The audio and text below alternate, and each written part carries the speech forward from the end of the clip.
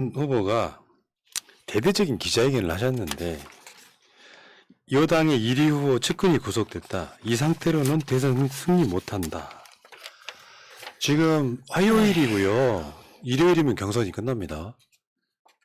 보통은 이 정도 분위기가 돼서 뒤집을 수 없는 정도면 화해 모드로 가거든요. 1위 후보 측근이 구속돼서 이 상태로는 대선 승리 못한다. 이거 딱 보면서 제가 이것은 명백하게 경선 불복입니다. 지금까지 결과를 불복하겠다는 뜻이에요. 엄청 분노스럽더라고. 첫 번째, 지금 경선은 이재명이 결선 투표 없이 1위가 될 가능성이 거의 100%에 가까워. 현실로 보면. 그러면 이 말에 어떤 게 숨어 있냐면 지지자들한테 승복하지 말라는 뜻이에요. 선동성이죠. 이재명이 후보가 바뀔 가능성이 있다는 뜻이에요. 그러니까 원팀이 안 만들어지는 거죠. 나는 정말 이런 캐릭터가 정치한다는 게 난 이해가 안 되는데다가 두 번째, 지금 이낙연 캠프에서 그 캠프에서 일하는 정치인들 있죠. 이분들 앞길 다 가로막는 거예요. 대부분 다 분위기 일부는 뛰어내리고 있다 그러는데, 그러니까 이제 메시지가 약해지기 시작하는 거죠. 못 이기겠구나. 본인이 이렇게 하면 우리들 요즘은 다 기억하거든요. 그때 뭐 무슨 말을 했든 무슨 의원. 다 기억나죠. 이 사람 민주당 내에서 지지자들한테 힘들어서 못 견딜 정도 상황 만들어버리는 거예요. 그러니까 이 양반이 이런 기자회견을 하면서 결국에는 측근들 망치고 캠프 국회의원들 망치고 지지자들 망치고 본인이 저러고 있는 거예요. 이건 경선 불복 예고가 아니라 그냥 경선 불복이에요, 이게. 근데 그 선동당하는 숫자가 2,002명인 거예요? 글쎄요. 참네. 저는 민주당의 경선 과정에서 절대로 나와서는 안 되는 코드가 3가지가 있습니다. 그게 첫째가 경선 불복 코드예요. 둘째가 MB 박근혜 코드예요. 그리고 세 번째가 까먹었다. 친일 코드예요.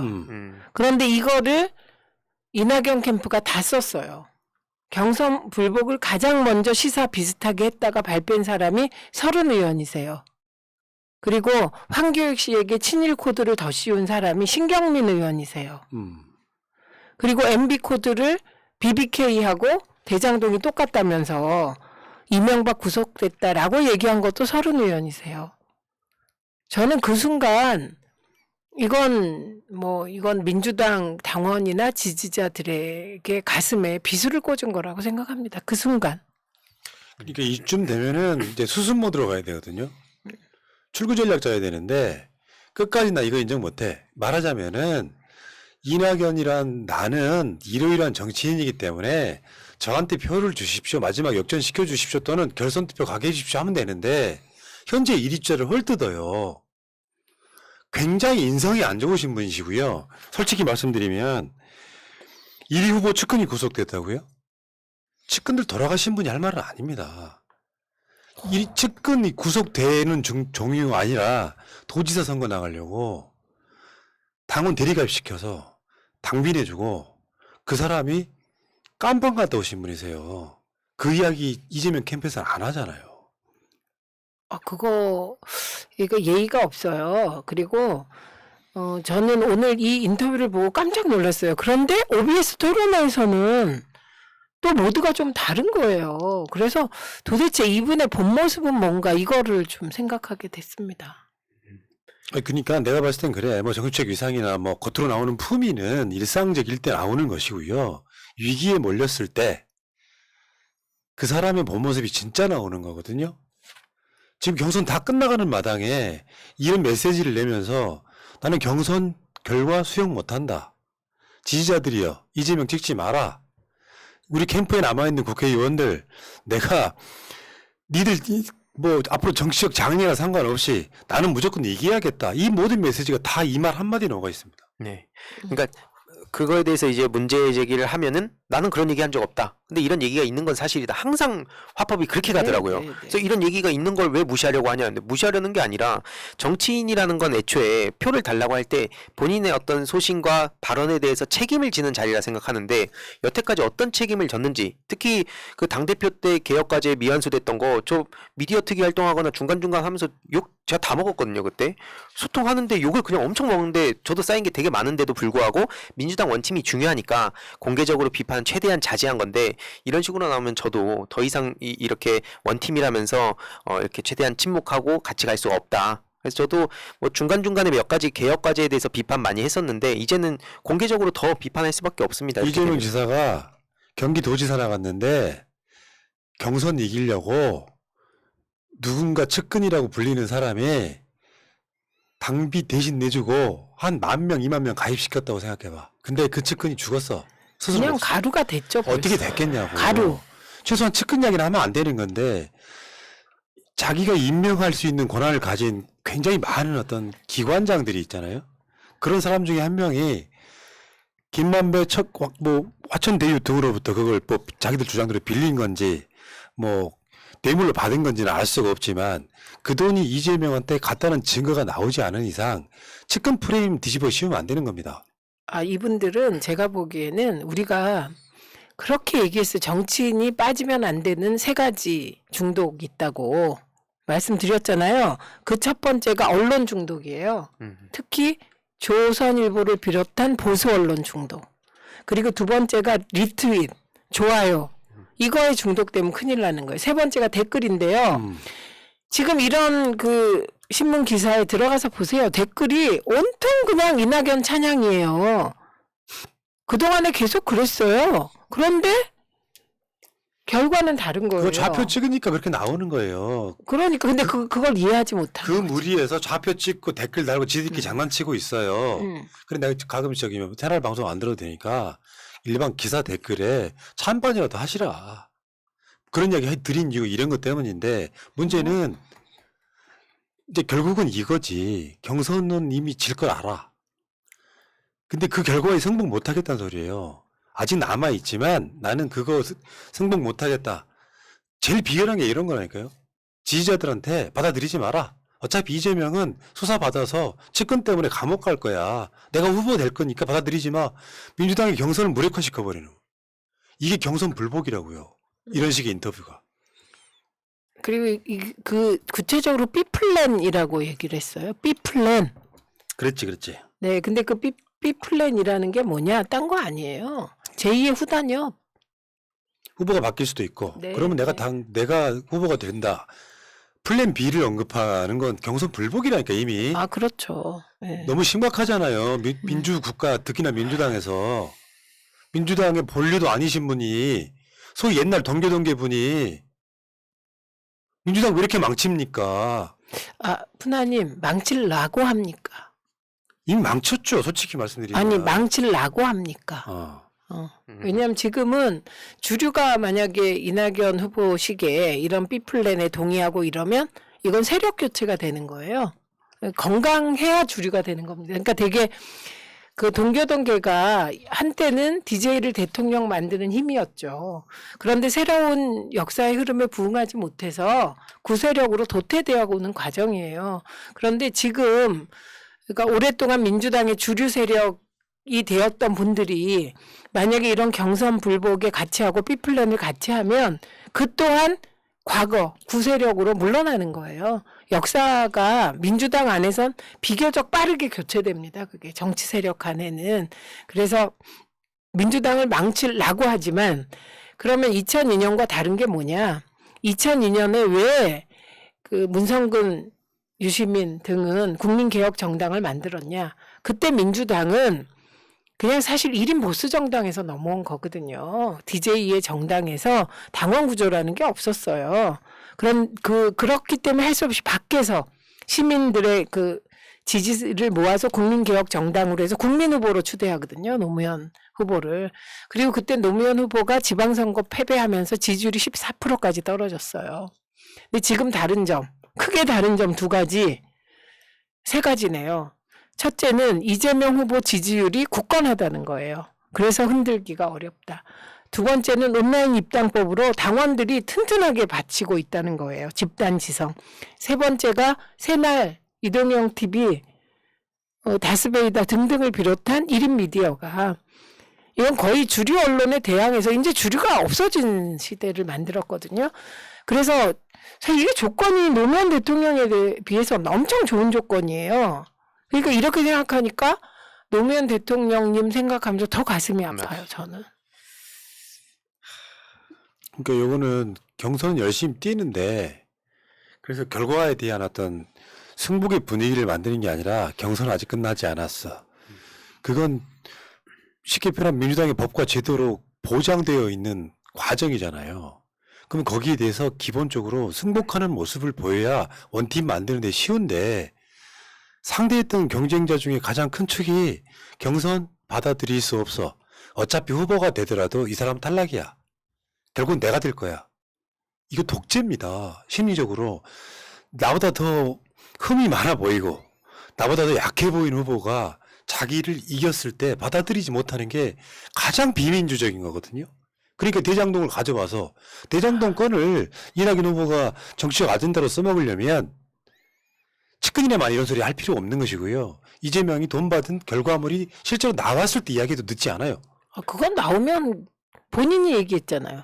1원이라도 받았으면 모든 거 다 네. 떠나겠다고. 근데 지금으로서는 이 의제 흐름을 보면 언론 보도를 보면 나와요. 이재명이 만약에 1원이라도 받았던 게 테이프에 있었다. 이 녹취 테이프가 2019년부터 작성이 되니까 이때는 이미 이재명 후보는 지사로 떠났을 때예요. 그런데 중앙일보 보도, 이게 중앙일보였을 거예요. 언론 보도 하나 보면은 녹취록에 이재명이라는 이름은 없지만 이 제목이야. 그 녹취록에 예를 들면 뭐 이재명이 시켰다든지 이런 거 하나 나왔어도 끝냈어요. 없대요. 이름이. 당연히 없겠지. 왜냐하면 이게 되게 이 개발 사업에 있어서 부가가치가 창출되는 게 2단계예요. 땅을 수용해서 기반 공사를 한 다음에 부가가치가 생겨서 이게 이제 뭐 시공사나 시행사한테 분양하는 요 단계에서 1차 생기고 2단계가 아파트 분양이거든요. 2단계 아파트 분양되고 가격이 결정된 게 2018년 하반기예요. 그러니까 이재명이란 이름은 사실 나올 수가 없어요. 왜냐하면 수익을 배분할 때 이 사람은 이미 떠났거든. 2018년 3월에 경기도지사 그렇지. 떠났기 때문에 떠난 이후의 일에 대해서 지금 타임머신 타고 왔다 갔다 하면서 얘기하고 있는 건데 국민의힘이 제일 웃기는 건 자기를 부정하고 있다는 거죠. 그러니까 설계도 그쪽 정권에서 했고 네. 사실상 그 구조 다 파놓게 만들었고 수익자도 지금 곽상도나 윤석열로 추정이 되잖아요. 김만배한테 뭐 집팔육 이런 거 보면은 그런 상황이라고 하면 사실상 이낙연 후보가 기본적으로 총구를 밖으로 겨누고 겉으로라도 이재명을 지켜주는 척을 했다면 훨씬 더 좋은 결과가 전 나왔을 거라고 일단 봐요. 네, 저도. 근데 그게 안 되니까 결국엔 지금 이 상태에서 이재명 공격에만 여념이 없는데 이재명 지사가 한 말이 있죠. 돼지 눈엔 돼지만 보인다고. 그러니까 측근으로 그렇게 정치했던 분들은 그렇게 의심할 수밖에 없는 거라고 나는 생각합니다. 늘상 돈을 받아도 측근이 받고 네. 나쁜 짓을 해도 측근이 해서 그 사람이 책임지고 죽게 만드는 구조. 그 정보 바꿔내야죠. 그러니까 이게 제가 요즘 봤을 때 측근이라는 말에 가장 잘 어울리는 사람이 오세훈의 강철원이에요. 기억나죠? 네. 그 파이시티 때 감옥 갔다 왔는데 다시 재보궐선거 때 캠프에 왔어. 그래서 이게 문제가 되니까 뭐 캠프에 오는 거는 캠프는 사실 공식 조직이 아니니까 캠프에 오는 게 어떠냐 그랬어요. 그러면서 내가 서울시에 데리고 들어가면 그때 문제 제기해라. 안 데리고 들어간다. 그런데 민생특보로 앉혔다고요. 네. 그런 경우가 사실 특보로 개발하는데 측근이죠. 그 민간 사업자에게 우리로 선정해 달라고 돈을 뇌물을 받습니다. 그래서 이 사람이 감옥을 가요. 파이시티. 근데 그 사람을 다시 쓰는 이유는 공범이기 때문에 가능한 거예요. 그렇지.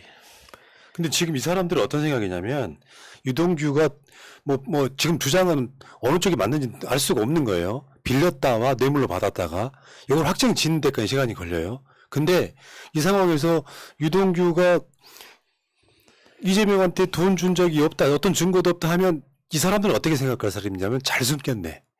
이 구조가 갑니다 이제. 실제로 제가 김근식 이라고 같이 토론했는데 그렇게 얘기하더라고. 이재명은 안 받았거나 받았어도 완벽하게 숨길 사람이다. 이렇게 얘기를 하더라고. 그래서 제가 그게 말이에요 막걸리에 이러고 싸웠는데 요즘 그런 식으로. 그런데 그렇게 생각하는 거고요. 그다음에 좀 아까 얘기하신 이낙연 그 전 총리님의 그 측근 있잖아요. 그분도 똑같아. 강철원이랑. 예. 예, 똑같은 그렇죠. 구조. 그러니까 다 그럴 것이다. 자기가 그러니까. 그런 문화 속에서 지금 공격이 나오는 게 아닌가 싶습니다. 근데 안 그런 사람 많아요. 이해찬. 이명박 박근혜 탈탈 털었는데 하나도 안 나왔어요. 그리고 그 이해찬 총리님이 그러니까 친구들도 다 그런가 봐. 친구들을 막 엄청 괴롭혔는데 아무도 가짜 진술을 안 했대. 그런 친구들은 뭐냐? 제 조카의 제일 절친이 그때 돌아가신 그 부실장님의 완전 절친이에요. 그 친구는 아버지를 잃은 거예요. 순간에.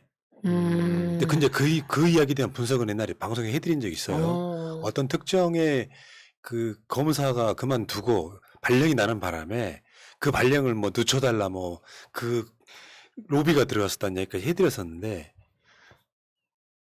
측근들이 이렇게 돌아가시는 정도의 분이면 측근 이야기를 이렇게 함부로 꺼내면 안 되는 거죠. 만약 그런 측근 정치를 해본 사람이기 때문에 그렇게 의심할 수도 있다고 생각이 들어서 그 얘기를 제가 하는 거죠. 그러니까 돼지눈이 돼지밖에 안 보이는 게 바로 그런 측면이라고 저는 생각이 드는데 다시 말씀드리자면 이재명은요 성남시장하고 이러고 그럴 때 가스청 차고 다녔다가는 그거 보신 적 있죠? 네.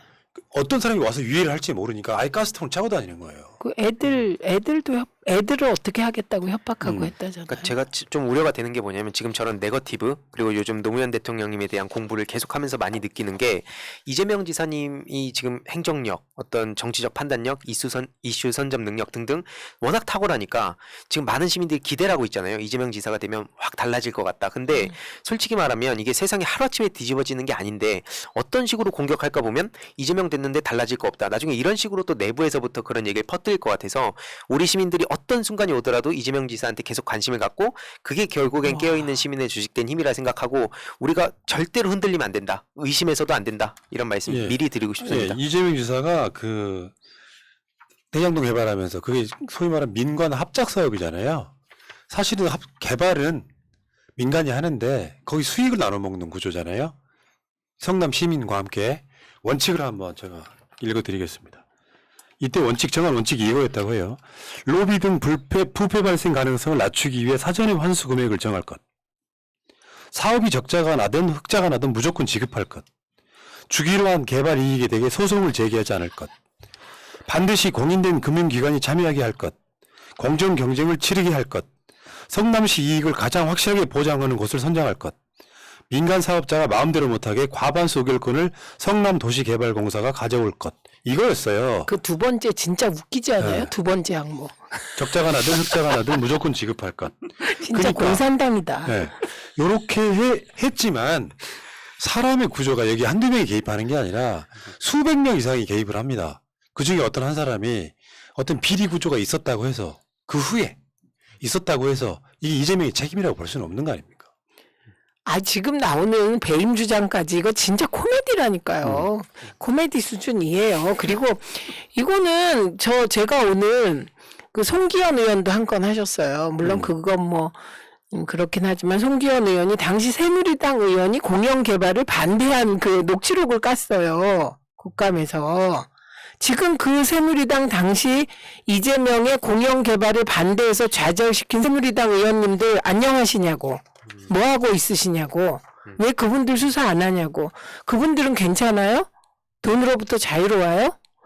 이거 묻고 싶더라고. 그러니까 그게 배임이 배임이 아님을 증명할 그 자료들이 엄청 많이 있어요. 그러니까 그거를 좀 야무지게 민주당 의원들이 좀 센 단어로 공격해주지 않으니까 지지자들은 답답하신 건데 이건 뭐 어쨌든 논리적으로 배임이라는 게 말이 안 됩니다. 이재명 지사의 최근의 워딩을 보십시오. 자신감 넘치고 세게 발언하니까 이재명의 뭐 이 발언이 뭐 독된다 또는 또 뭐 유동규 구속되자 이재명 캠프 긴장 뭔가 뭐 있는 것처럼 보이려고 내가 이재명 캠프에 가 계시는 분들 굉장히 많이 알고 있잖아요. 분위기 좋대. 그러니까 마치 뭔가 냄새만 엄청 풍기는 거예요. 물론 긴장할 지점이 하나 있긴 하지. 유동규가 가짜로 불면 어떡해? 한명숙 사건 될까봐. 그 정도 걱정하지만 현실적으로 그것도 증거가 있어야 되는 거니까요. 아니, 그러니까 그 한만호, 제2의 한만호가 될까봐 걱정하는 분위기가 있겠죠. 그건 뭐 누가 봐도. 그런데 중요한 건 당시의 검찰과 지금의 검찰은 다르다는 거고, 그리고 아까 특검 얘기 나왔을 때 그 우리가 특검 얘기할 때 우린 특검 반대하잖아요. 그런데 저들이 저렇게까지 특검을 주장하는 것은 지금 검찰 안에 국민의힘이 마음대로 마구 할 사람이 없는 게 아니냐. 윤석열 라인이 그 어느 정도 그 좀 정리된 게 아니냐, 정의의 관점에서 이런 생각이 들지 않습니까? 예. 네, 그런데 지금 최근에 김호수 총장이 광주의 디귿디귿고라고 그 디귿디귿고 인맥들이 이재명 흔들기를 하고 있고 그래서 걱정해야 되지 않느냐라는 얘기가 돌고 있긴 합니다. 그런데 문재인 정부의 김호수 총장이 그 윤석열 총장 체제처럼 하겠습니까? 아니 그리고 특검이 무슨 만능인 것처럼 얘기를 자꾸 저쪽에서 하는 게 웃긴 게 당장 박영수 전 특검 같은 경우에도 되게 나름 정의롭다고 생각을 사람들이 했었는데 이번에 드러난 거 보면 되게 충격적이잖아요. 그러니까 무슨 뭐 특검이 되게 공정할 것처럼 얘기한 것 자체도 말이 안 된다 생각합니다. 대한민국 역사에 특검이 성공한 사례가 거의 없죠. 박근혜 특검, 박영수 특검 정도가 결과물로서는 훌륭했지만 그거는 전 국민적인 지원이 있었던 거고요. 나머지 특검은 덮기에 바빴던 사건들이 훨씬 BBK 많아요. 특검 대표적으로.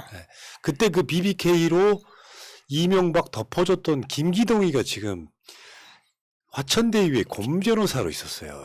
그리고 김만배 네. 지금 김만배 변호인이라는 거 아니에요? 그러니까 강찬우 검사가 변호인인가? 어쨌든 그 중에 한 그 명이에요. 미국으로 돈 받아먹고 튄 그 나무기를 변호한 게 박영수예요.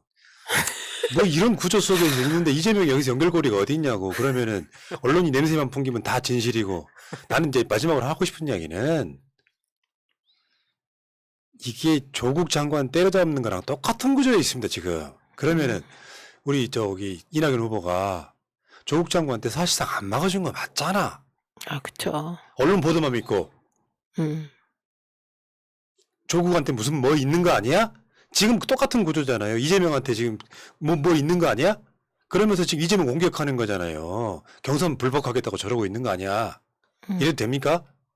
그래도 여러분 또 이렇게 말하면 불안하실까봐 안전장치를 드리면 당시에는 윤석열 총장이었습니다. 그리고 지금은 윤석열 전 총장이 총장이 아닙니다. 제가 그랬잖아요. 최근에 검찰 고위급 인사는 대선 개입하지 마라. 조작하지 마라. 이런 라인이 분명히 전 작동을 하고 있다고 보기 때문에 크게 걱정할 건 없다. 그러니까 최소한 없는 걸 조작하지는 않을 것이다. 그렇게 된 게 하나 드러나면요. 폐가망신 시켜야 돼요. 이번엔 그냥 이 제2의 촛불 엄청난 횃불을 들어야 돼요. 예, 알겠습니다. 자, 대장동 이게 이제 제가 봤을 땐 대선 이슈 못 된다고 보거든요. 이게 대선까지 갈 가능성은 없어요. 특검을 받으면 가지. 그러니까 요게 지금 길게 가봐야 제가 봤을 때 나오는 걸 보면 한 2, 3주면 끝나는 이슈입니다. 그 대장동이 대선을 지배할 이슈가 될 것 같지는 않고요. 또 다른 우리가 생각지도 못했던 게 나옵니다. 뭐 왕자 같은 거는 뭐 해프닝이긴 하지만 상상을 초월하는 거 나올 거예요. 그건 김건희 장모 윤석열 쪽 것이 훨씬 더 크게 나올 가능성이 높다고 봐요. 현실적으로 대장동과 대선은 사실상 현재 민주당 경선에 영향을 주는 이슈였는데 오히려 이재명한테 도움이 되고 있다. 이런 거죠. 왜냐하면 만약에 대장동 이슈가 막 되는데 이재명이 역전당하기 시작해요. 그러면요 받을 수밖에 없는 구조로 가요. 대한민국 여론 정치 보셨잖아요.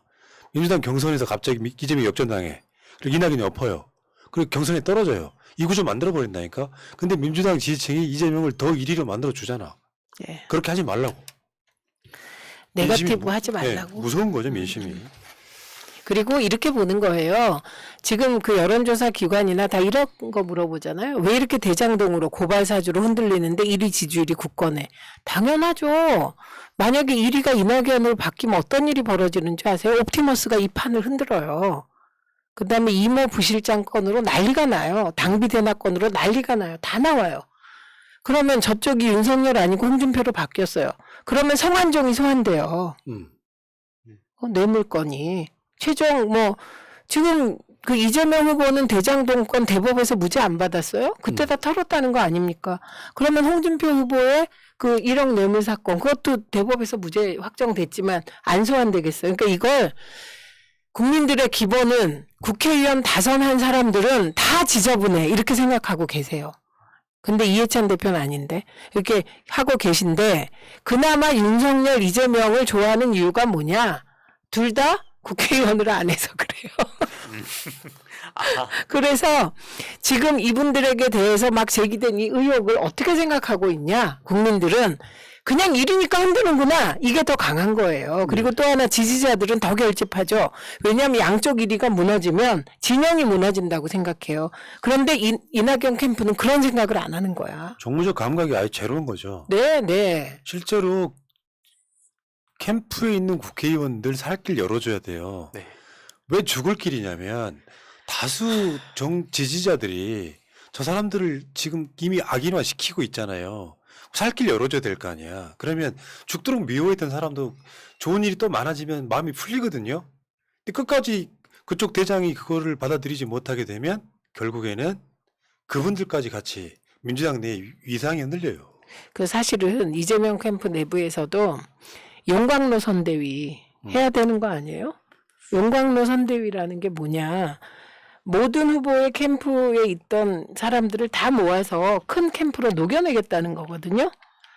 그렇게 가게 되어 있어요. 그래서 지금은 우원식 위원장이 선대위원장이잖아요. 그게 바뀌죠. 네, 그래서 예를 들면 박광원 의원과 우원식 의원과 그다음에 그 강기정 수석이 공동 선대위원장이 되는 거예요. 그렇게 해서 이렇게 원팀이 돼가는 거거든요.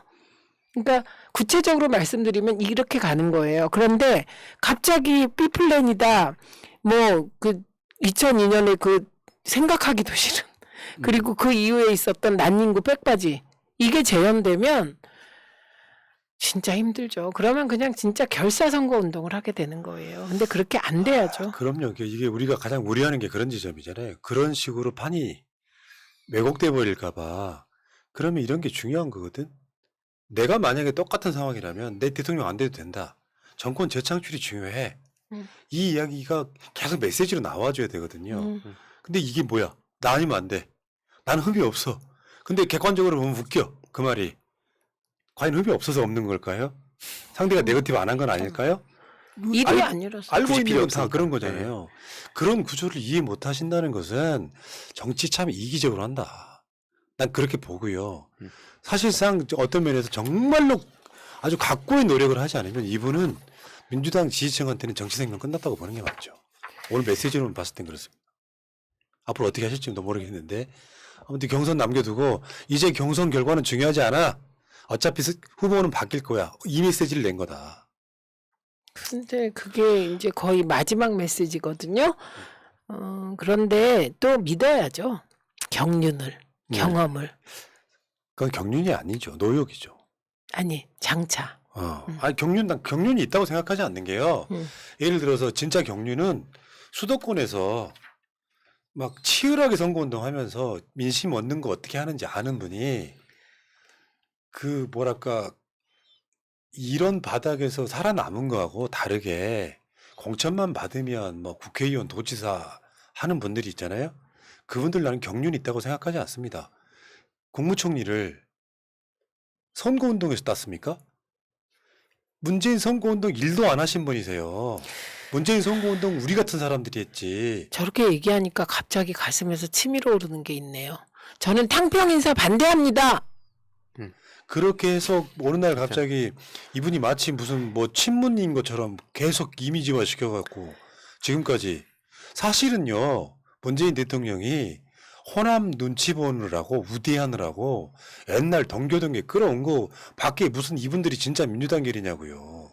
아니 그때는 친문 패권으로 몰려서 정말 마음의 상처들이 다 커서 친문 패권이라는 단어를 없애는 게 초기 인사의 중요한 기준이었는데 지금 돌아보면 그게 어디 있습니까? 국정을 가장 잘 운영할 인재를 뽑는 게 기준이어야지. 자, 아무튼 그 마음이 전부는 아니길 바랍니다.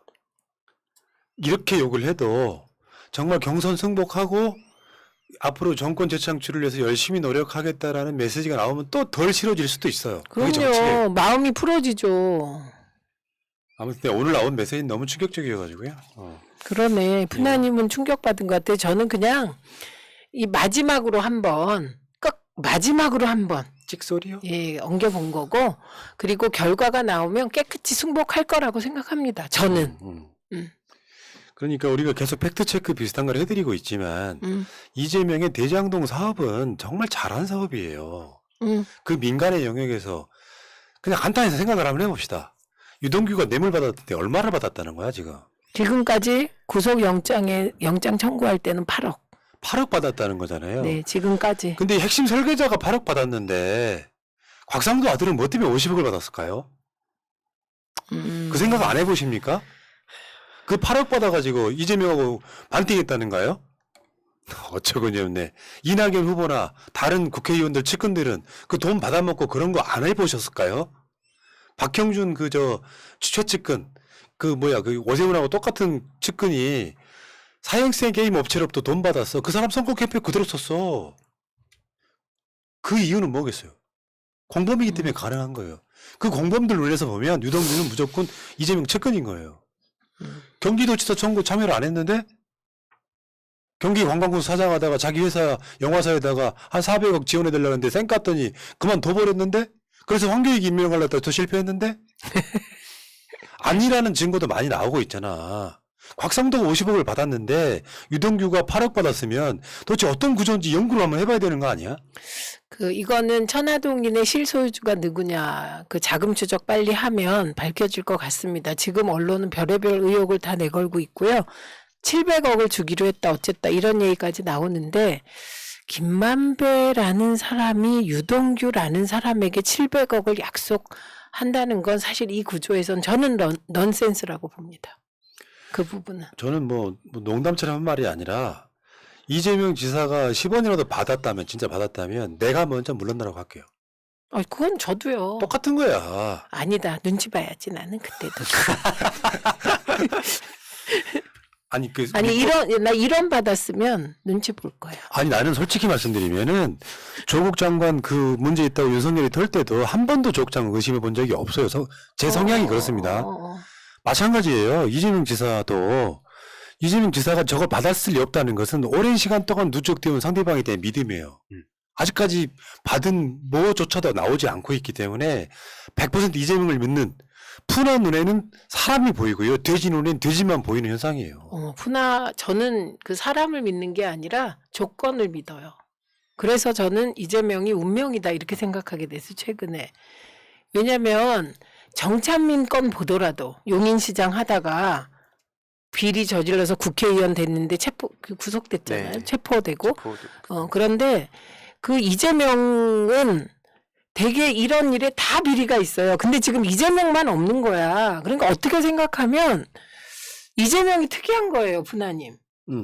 다들 의심을 하는 거야, 그러니까. 근데 이재명은 그럴 수가 없는 조건이었다는 거지, 제 말은.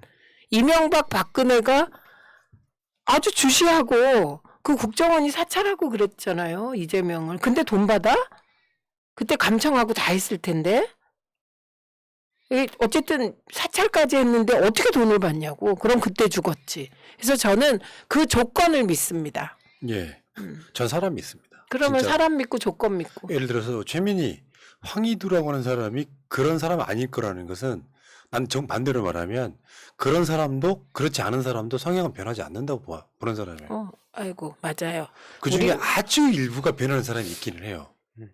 근데 그 사람은 변한 게 아니라 원래 그런 사람이었던 거예요. 나중에 드러났다. 원래 그런 사람이었던 거예요. 난 그 사람 일종의 성선설 성악설을 믿는 거죠. 결정론자다, 그지?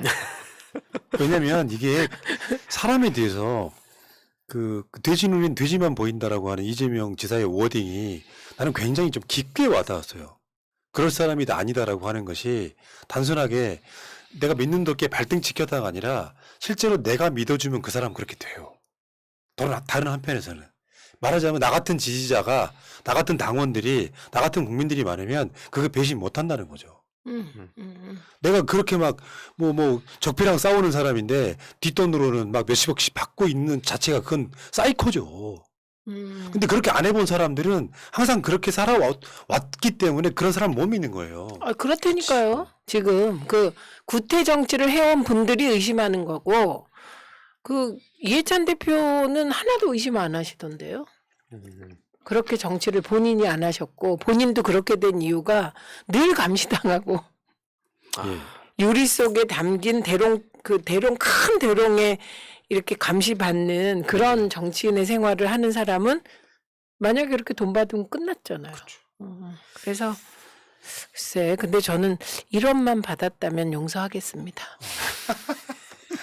아니 강제로 뭐 우리가 방송하면서 이제 하도 그때 이렇게 상황이 열악해가지고 삼성이 우리한테 한 50억 갖다 주면은 삼성 빨아줄게 이렇게 농담 방송을 되게 많이 했었거든요. 그 방송 이제 나중에 푸나님이 뭐 되면 이제 푸나님이 뭐 하면 그거 틀면서 아니 근데 이제 그 이야기를 왜 꺼내냐면 그럴 일도 없겠지만 진짜로 그런 상상을 해본 적 있어요. 그럴 만한 힘들어서. 가치가 없지 다시 삼성 입장에서는. 근데 그런 것을 이렇게 생각해 보면 나는 그게 가능할까 생각해 보면 아닙니다. 내가 이 방송 하고 있는 이유랑 맥락이 같기 때문에 그래요. 그러면 내 존재 가치가 사라지는 거예요. 이 아니, 사회에서. 그리고 노무현 대통령께서 금 이렇게 죽어서 시작한 방송인데 어떻게 그래? 자 여러분 오늘은 좀 약간 욱했는데요. 이낙연 진짜 후보님, 욱했어요. 이낙연 후보님 돌아오세요. 너무 멀리 가지 마시고 돌아오세요. 욱하니까 네. 푼하다. 네. 우리는 하고 싶은 말 다 해. 213회 방송 마치고 여러분 나가시기 전에 좋아요 꼭 눌러주시고. 왜 이거 안 해요? 이거? 그, 지금 흥분해가지고. 지금 바쁘신가 해서 내가 이것도 못 드리고 있었어요. 그게 마스크 쓰고 아니야. 방송 끝내려고 까먹었잖아. 하길래. 흥분해가지고. 자, 좋아요 구독 구독, 눌러주세요. 좋아요, 알람 부탁드립니다. 예.